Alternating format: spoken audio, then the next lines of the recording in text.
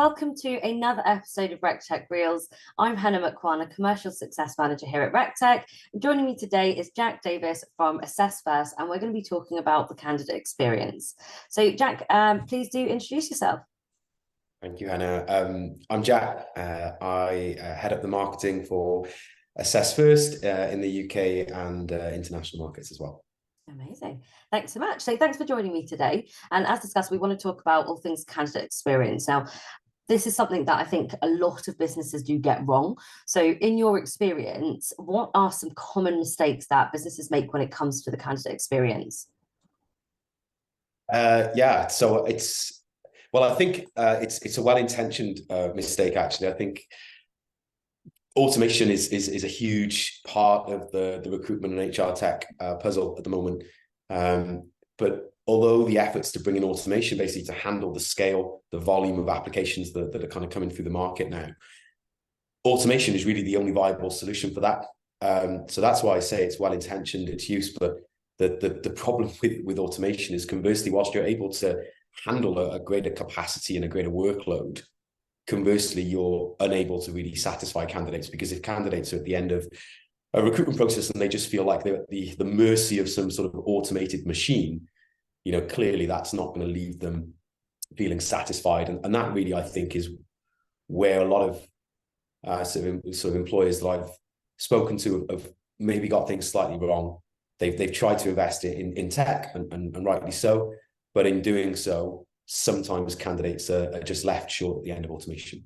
Yeah, absolutely. And I think it's really hard because there's so much tech that's telling you it's going to enhance the candidate experience, but then there's also a real risk of not humanizing the process and making someone just feel like yet another name and a number. So where do you start? So on that, with the people that you've spoken to about this, what are people actually doing to combat this?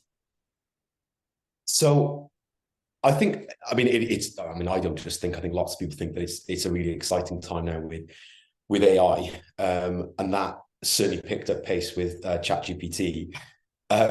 But I think the initial driver for ChatGPT and then lots of other AI applications that have come out that would work, the primary driver for that is sort of from an HR professional, from a recruiter's perspective, it's efficiency. You can suddenly do something very quickly.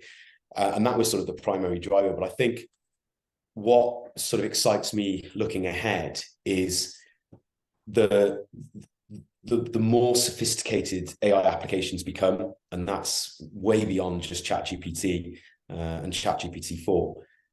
The more sophisticated they become, the functionality that's released is actually much more about not just speed, but actually the level to which AI is able to start to personalize and segment communication according to the person who is intended to receive that communication. So I think where things can improve and where employers are looking to improve is being able to, whether it's through large language models, understanding the ways, for example, that a candidate is perhaps communicating, whether that's in their initial, there's a little ping, so I don't know if that's a good noise or a bad noise. But whether that is, using a large language model to, for example, understand the ways in which a candidate is communicating to the employer, maybe to a recruiter, maybe during their screening interview, and then using that LLM, the employer and the recruiter can start to understand, well, what are the ways that we can communicate back to that candidate in a highly personalized way, even if the mechanics for sending that communication is actually automated. Yeah. And that, for me, is a massive opportunity for still automating large parts of the recruitment process, for example, or large parts of the HR process, if you're talking about employees and employee experience, but being able to automate it in a way where the candidate or the employee at the end of that automation still feels like you've gone to some effort to make it highly relevant and highly personalized to them. And that's where people can start to get this, I think, more of the time than has been the case over the last 12 to 18 months. Yeah, definitely. It's some really, really good points that you've made there. And I think the word automation has been a buzzword in the industry for, I'd say, probably the last year, or at least a couple of years. And while it is, we really need to make sure that we're getting it right. So yeah, really, really good point. Okay, so what advice would you give to someone who is looking to enhance the candidate experience? So So I'm a marketer, right? So, and I think that there's many similarities in the way that I perhaps think about things, because I'm constantly thinking about the consumer, the person who's buying a product or buying into an idea. And one of the ways that I think about that, in the same way that if you're in employer brand or recruitment and talent acquisition or HR, how are you thinking about your viable talent pool or your viable employee pool? And I think that my top tip, if you will, and something that I'm doing myself, is before I start thinking about what is the tech stack that I need, what is the strategy that I need to implement something that is going to help me achieve my goals. Well, actually, if I take that as a given that I'm going to do that, I'm going to build my tech stack, I'm going to invest in technology, I'm going to do this automation thing, I'm going to do this AI thing, because I know I'm going to have to, because that's how I do things at scale. Simultaneously, what I need to do is actually not forget, again, the candidate or the person or the consumer at the end of that process. So I think actually fundamentally one thing that we do as marketers is we create focus groups, right?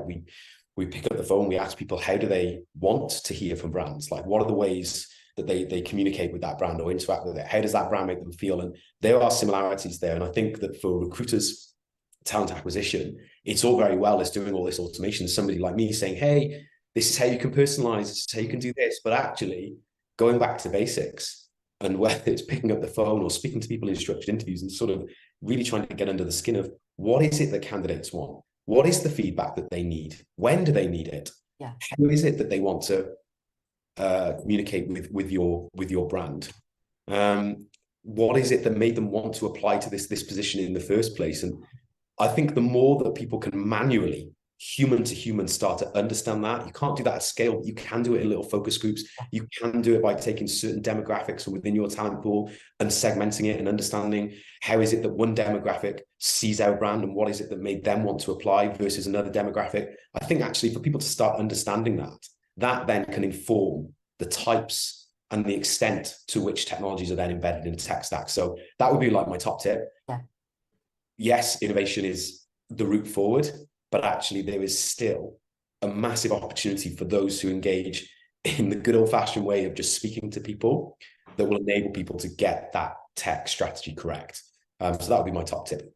Really, really, really good top tip. And I think that's the same with any sort of goal that people are trying to achieve. They're told, right, you need this tech to achieve this goal, and but I think actually the point that I know we've been echoing here at Rectec is actually don't do it until you know what you need and why you need it.